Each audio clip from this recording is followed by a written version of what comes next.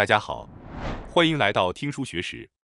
今天我要给大家介绍由连天石先生所著的《60岁后的遗忘的力量》这本书。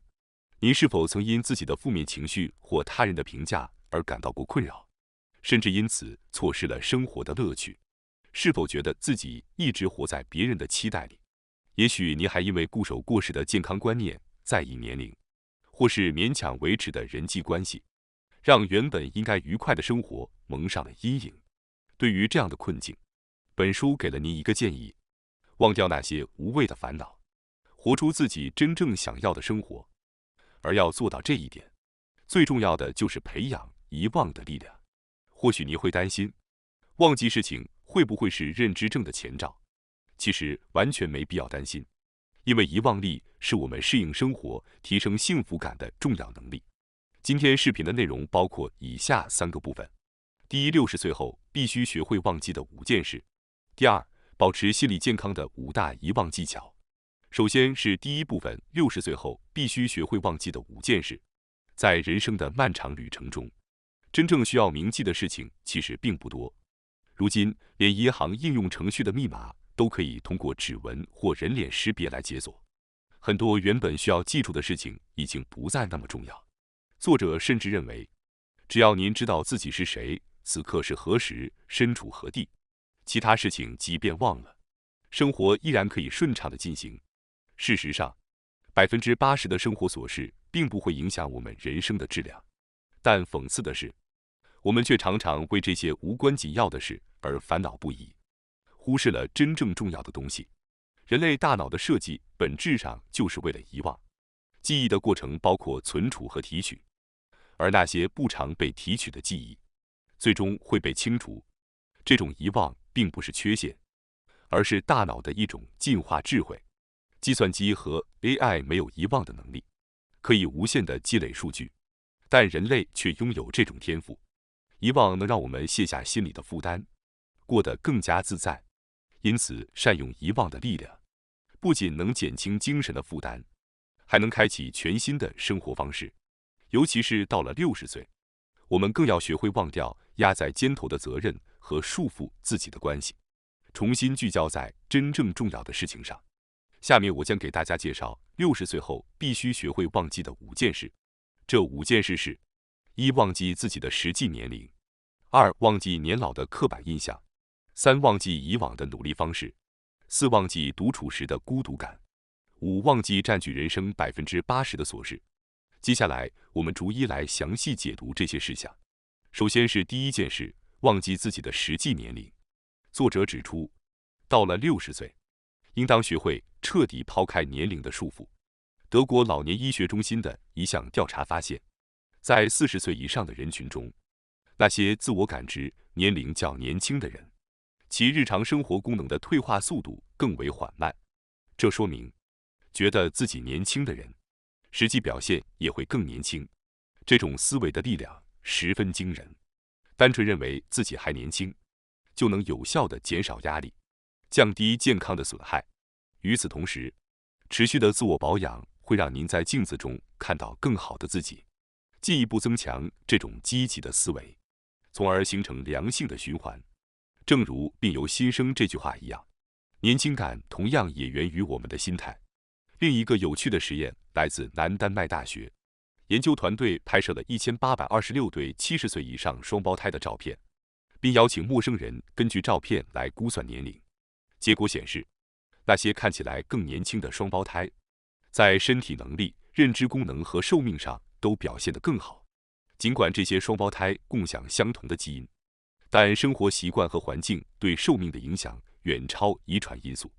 这也表明，年轻的外表并非遗传所决定的，而是生活方式的结果。而其中最关键的一点就是，要坚定地相信自己还年轻。作者建议，为了更好地活出年轻的状态，可以尝试将自己的实际年龄减去12岁，并以这个心态去安排工作、娱乐和穿衣风格。这样不仅能感受到心理的轻松，还会在行动上变得更有活力。实验也证明，只要我们不被年龄束缚，并且偶尔瞒报年龄，也会让自己真正变得年轻。觉得自己年轻，您就会变得年轻。而年轻的心态不仅能带来轻盈的生活，还能延长寿命，这绝对是一种值得尝试的生活态度。接下来是第二件事，忘记年老的刻板印象。很多人认为，随着年龄增长，身体和认知功能会不可避免地走向下坡路，但事实并非如此。根据华盛顿大学的一项研究，对比了高龄者和20多岁年轻人在6项认知测试中的表现，结果显示，年轻人在记忆力和反应速度方面占优，这似乎验证了年老会导致认知能力的下降。但更深入的分析发现，高龄者在语言能力、空间推理、简单计算和抽象思维等领域的表现反而优于年轻人。此外，研究还发现，有15%的高龄者在年老时的认知能力甚至比年轻时更强。这说明，年老并不意味着衰退，人类具有成长的潜力，即使到了晚年，也依然可以提升自我。当然，随着年龄的增长，患认知症的风险会增加。在现代，认知症已成为导致护理需求的主要原因。但即便如此，将年老和衰退画上等号，未免显得过于武断。我们往往将年老与体力衰退或依赖护理联系在一起，但作者认为，老去其实是从繁忙的工作和责任中解放的机会，是享受自由生活的时刻。与其认为年老是退步，不如把它看作是一种自由。作者在书中提出了一个非常积极的理念：活力离世。这种生活方式主张保持健康、积极的状态，直到人生的最后一刻都能自在的生活。对于那些不把年老视为负担，用乐观态度过好每一天的人而言，迎接生命的终点也是坦然和自如的。在60岁以后，人生仍然充满着可能性。您可以追求尚未实现的梦想，也可以探索全新的兴趣和爱好。不要再被年老等于衰退的观念束缚，放开束缚，按照自己喜欢的方式走向未来。忘记年龄的限制和对年老的刻板印象，你会发现生活远比想象中丰富多彩。在60岁之后，我们更应该追求内心的自由与满足，享受每一天的美好时光。接下来是第三件事，忘记以往的努力方式。在经历了60年的人生旅程后，大家在生活和事业上都付出了巨大的努力，值得我们由衷的敬佩与感激。然而，从60岁起，作者希望大家能逐渐放下那种拼命努力的生活方式。书中提到，作者连田先生因推广偷懒料理而著称，即便是不太擅长烹饪的人，也能通过简单加热罐头或加工好的蔬菜，轻松制作出美味的菜肴。这种生活智慧非常实用，尤其适合那些不爱做饭的人。连田先生还强调，菜肴在加热后稍作静置，利用余热能让味道更加醇厚。在60岁以后，这种无所事事的时间显得尤为重要。举个例子，在练习钢琴时，我们的技术会随着反复练习而提高，但有时，适当的暂停练习，反而能让我们在再次演奏时感到意外的进步。这一现象也得到了脑科学的支持。研究表明，适当的休息有助于大脑整理信息，轻微遗忘不必要的细节，从而优化运动控制，突出关键要素。生活中也同样如此，与其长时间思考不前，不如去散步或转移注意力，这样灵感反而会不期而至。这说明，适时的休息与放松思绪，能帮助我们找到解决问题的方法。在人生的各个阶段，如果我们只专注于一件事情，可能会陷入困境。在这个时候，停下脚步，让大脑放松一下，常常能带来意想不到的灵光一现。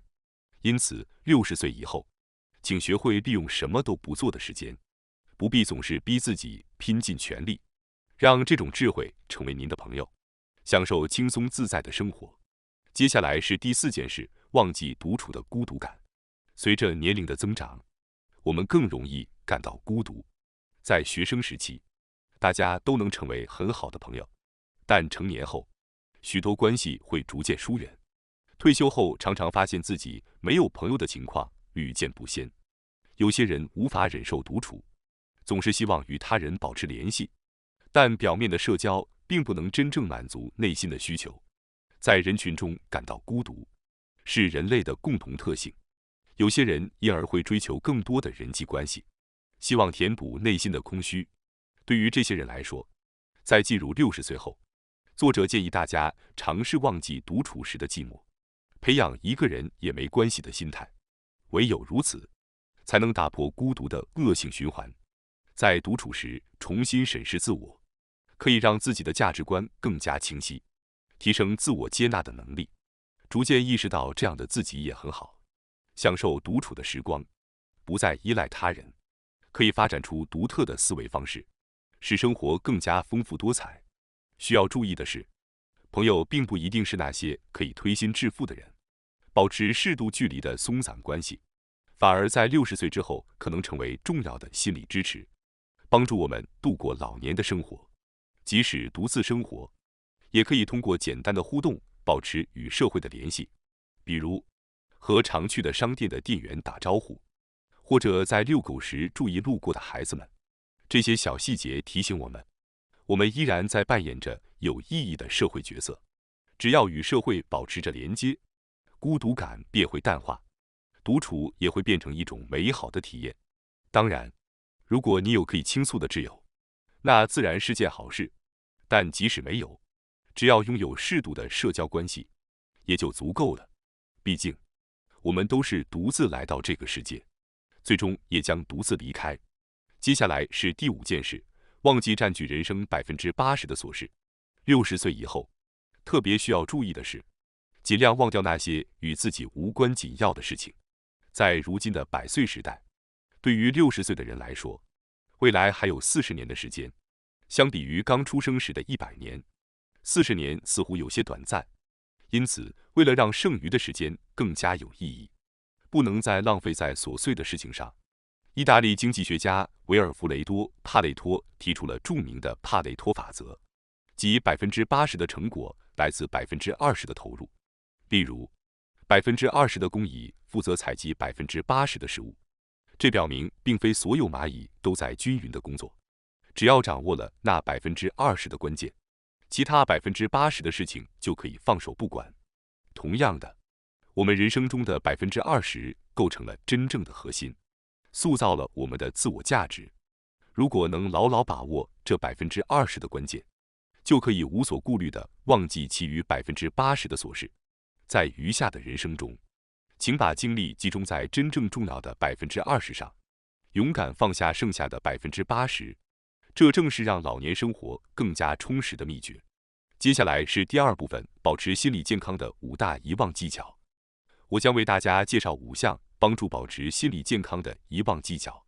这5大遗忘技巧是：1. 借助身体的力量，忘记昨日的烦恼；2. 忘记莫名其妙的坏情绪；3. 忘记自我牺牲精神；4. 忘记负面词汇；5. 忘记对美味零食的罪恶感。接下来，我们将逐一详细分析每一项遗忘技巧。首先是第1个技巧，借助身体的力量，忘记昨日的烦恼。保持心理健康的关键在于放下那些反复纠缠的烦恼，比如我本该那样做，或如果当初这样处理就好了等想法。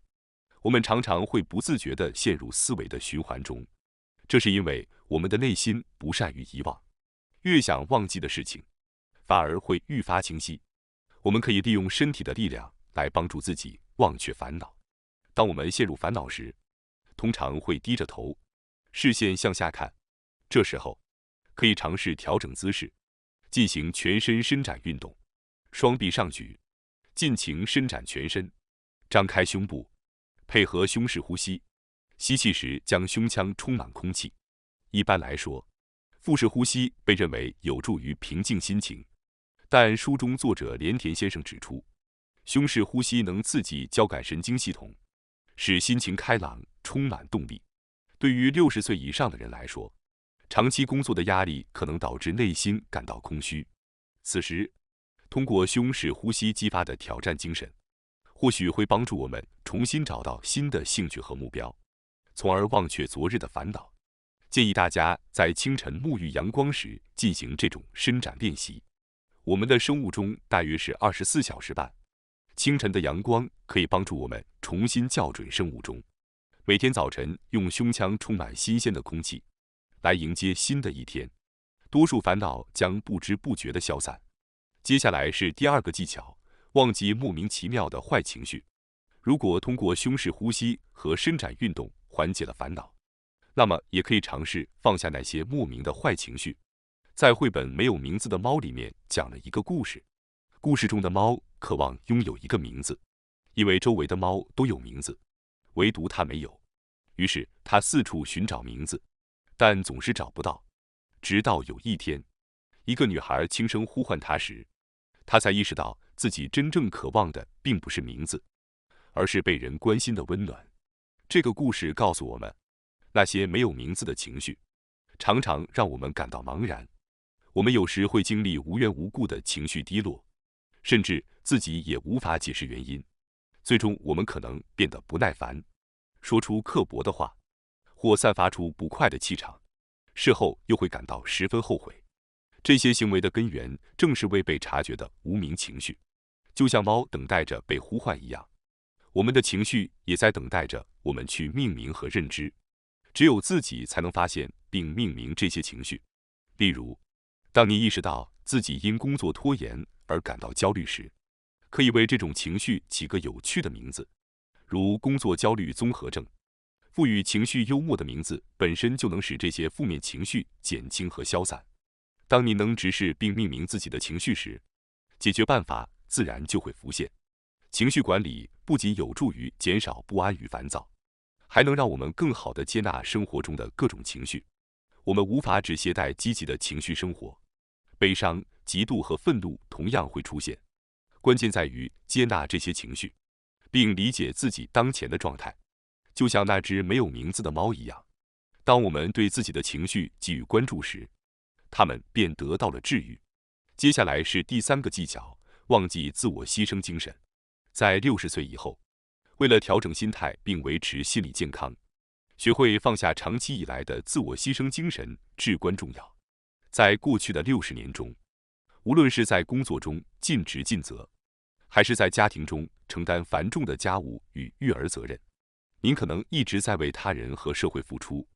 然而，在步入60岁后，更应该关注自己的需求，学会忘却那些牺牲自我、委曲求全的习惯。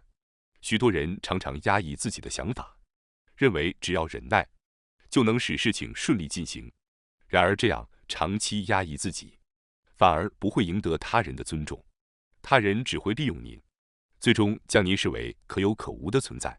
真正能重视您的人，唯有您自己。因此，在60岁之后，请优先表达自己的需求。以自我为先，并不意味着自私，反而能促使您更好地尊重他人，实现双赢的相互理解。在沟通学中，常把那些不敢说不的人称为非自信型人，他们总是优先考虑他人而忽视自己的需求。而只顾表达自己，要求别人顺从的人则被称为攻击型人。这2种沟通方式都不理想。理想的沟通是双方都能表达自己的观点，并彼此尊重，这才是真正的自信型沟通。对不同意见说不，并不是对他人的否定或攻击，而是为了传达自己的真实想法。无论是上司与下属，还是父母与孩子，双方都应在相互理解的基础上建立平等的关系。请勇敢尝试说不，起初可能会感到不适应，但从小事做起，逐渐的，你会发现拒绝也能变得自然轻松。停止自我牺牲，才是心理健康的基石。第4点，忘记消极言辞，保持心理健康。接下来是第4个技巧，忘记负面词汇。您是否经常不自觉地说出诸如“我不行”或“已经没救了”等消极的话语呢？语言不仅能鼓舞人心，也能伤害自己和他人。因此，尝试将所有的语言转变为积极的表达。世界上没有任何一个词无法用积极的方式表述。当您感到走投无路时，要提醒自己，我有选择的自由，可以逃避，也可以迎难而上。认识到自己的选择，能够帮助您重新振作，继续前行。每一句话都在影响您的未来。如果您常说消极的话，生活也会充满了负面情绪。相反，如果多用积极的语言，未来自然会更加光明。正因为如此，积极心理学强调积极思考的重要性。但仅靠努力让自己积极是不够的，行动比思考更重要。从现在开始，尽量使用积极的语言，哪怕一开始是刻意的，但随着时间的推移，您的思维方式也会自然而然地变得更加乐观。接下来是第5个技巧，忘记对美味零食的罪恶感。这个话题对关注健康的人尤为重要。许多人为了健康而严格控制饮食，但偶尔吃了零食后便会感到内疚和自责。随着年龄的增长，我们的食量往往会减少，很难在一顿饭中摄取足够的营养。因此，合理安排间食实际上能促进健康。当您在上午10点或下午3点感到饥饿时，可以把间食视为补充营养的机会。坚果类零食尤其适合，因为它们富含蛋白质、优质脂肪、维生素和矿物质，对健康十分有益。同时，坚果中的食物纤维还能够稳定餐后的血糖，减缓血糖升高的速度。因此，您不必再为吃零食而感到内疚。适量的零食不仅能愉悦身心，还能带来健康的益处。步入60岁后，请放下对零食的负担，让自己快乐地享受饮食，过上轻松自在的生活。最后，我想通知大家一下，我们还有一个新频道——学识 Plus。该频道将每天提供更为精简的视频内容，并增加有关论文等相关有益知识的解说。如果您感兴趣的话，请通过概要栏中的链接进行查看并订阅。感谢大家收看今天的节目。如果你喜欢我们分享的内容，记得点赞、订阅并开启小铃铛通知，第一时间获取我们的更新。在下次的节目中，我们将继续为大家分享更多有益的书籍。再次感谢大家的支持，我们下期再见。